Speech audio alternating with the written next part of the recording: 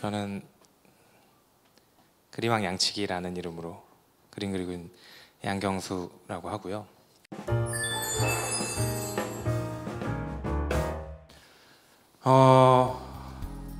야, 네가 왜 암예방 홍보대사가 됐냐? 이런 질문 진짜 많이 받아요. 내가 왜 암예방? 난 그림만 그렸을 뿐인데 왜 이런 자리에 있나? 한번 보니까 제가 열심히 그림을 그렸더라고요.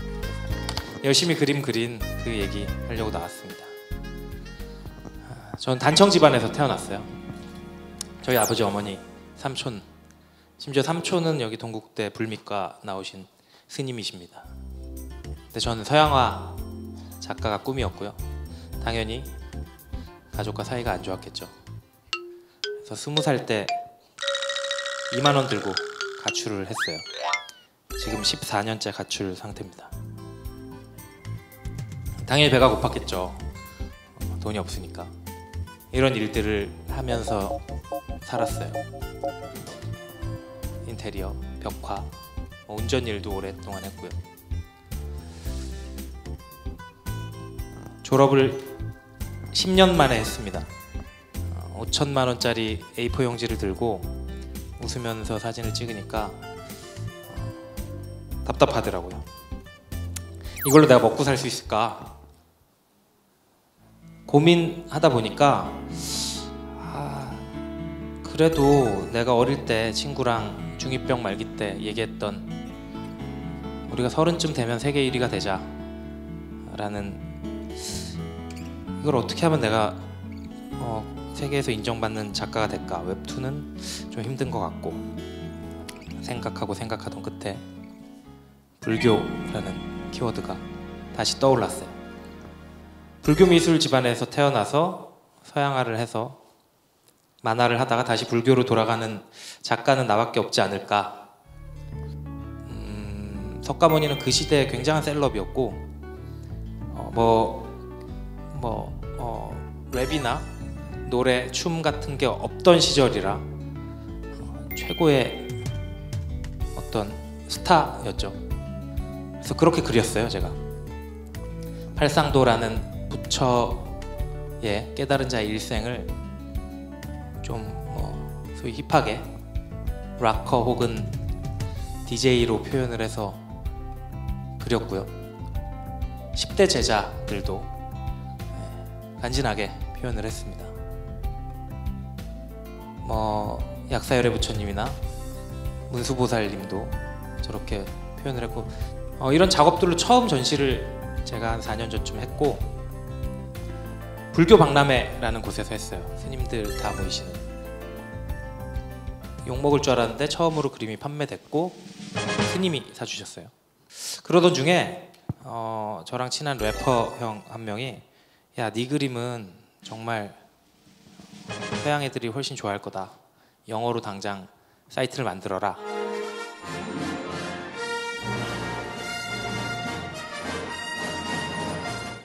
갑자기 불교 미술을 얘기해서 놀라셨겠지만 저는 불교 현대 미술 작가로 먼저 데뷔를 했고요. 지금도 열심히 활동 중입니다. 곧 전시도 계획돼 있고요.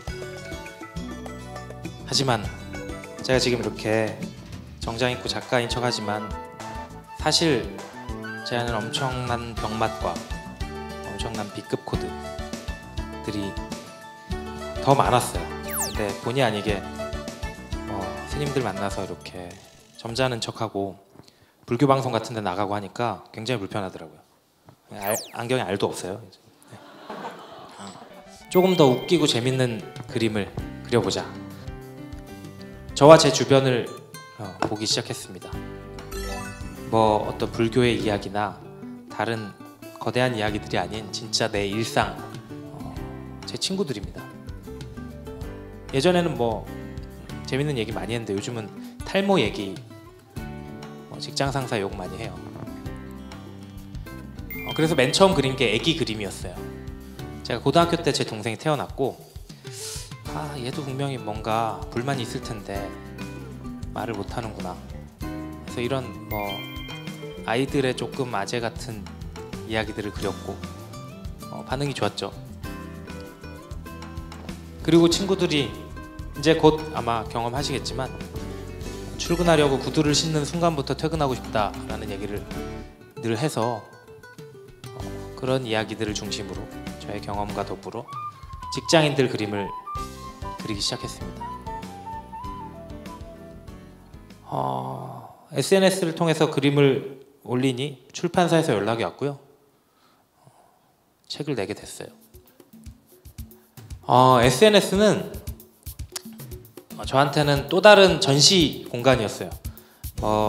서양화를 전공해서 액자를 걸어서 갤러리에 거는 그런 전시가 아닌 정말 내가 그림을 올리는 순간 모두와 같이 대화를 나눌 수 있는 또 다른 전시 공간이었기에 저에겐 굉장히 혁명적이었고 그래서 신나서 그림을 많이 그렸습니다. 나는 조금 공익적인 이야기를 그려보자 해서 많은 직업들의 한 컷 이야기, 잡다한 컷을 그리기 시작했습니다. 택배기사님들을 시작으로 승무원, 간호사분들, 헤어 디자이너분들, 은행원, 소방관, 사회복지사, 그리고 마지막 제 동생 고3 얘기까지 이 그림을 그리면서 작가라는 직업이 한 단계 더 성장하게 된 것 같아요.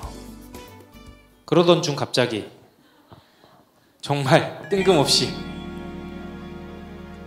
암 예방 홍보대사 해줄 수 있냐 연락이 왔어요. 근데 아마 이런 것들 때문인 것 같아요.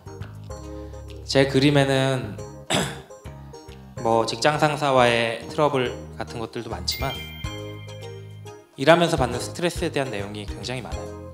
저도 학교를 다니면서 그림을 하면서 일을 병행했기에 그 스트레스들이 얼마나 몸과 마음의 건강을 해치는지 너무 잘 알고 있어서 이런 그림들을 그렸기 때문에 된 게 아닌가.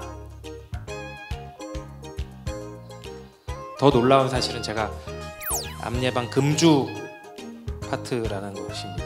금주. 술을 먹지 않는다는 뜻이죠. 금주. 여러분들도 술 많이 드시나요? 금주. 사실은 그런 것 같아요. 회식 문화에서 여러분도 MT를 가거나 OT를 가거나 뒤풀이를 하면 술을 권하는 문화가 분명히 있고 그런 것들이 굉장히 안 좋은 대물림이라고 생각을 해요. 그래서 그런 것들을 좀 탈피하고 그에 더불어 문화회식, 연극을 보거나 맛있는 걸 먹거나 좋은 곳을 가는 그런 멤버십을 키우는 회식들이 더 많아진다면 아마 이런 스트레스 같은 것들은 많이 없어질 것 같아요. 제가 많은 직업군들을 그리고 직장인들의 이야기를 그리면서 도대체 왜 이렇게 스트레스를 받을까? 만병의 근원인 스트레스 왜 받을까? 도대체 직업이 뭐길래? 연구해봤어요. 직업의 뜻 검색해보신 분 계시나요? 직업의 뜻 뭘까요? 대충 예상해보자면 앞에 남자분 직업의 뜻이 뭘까요?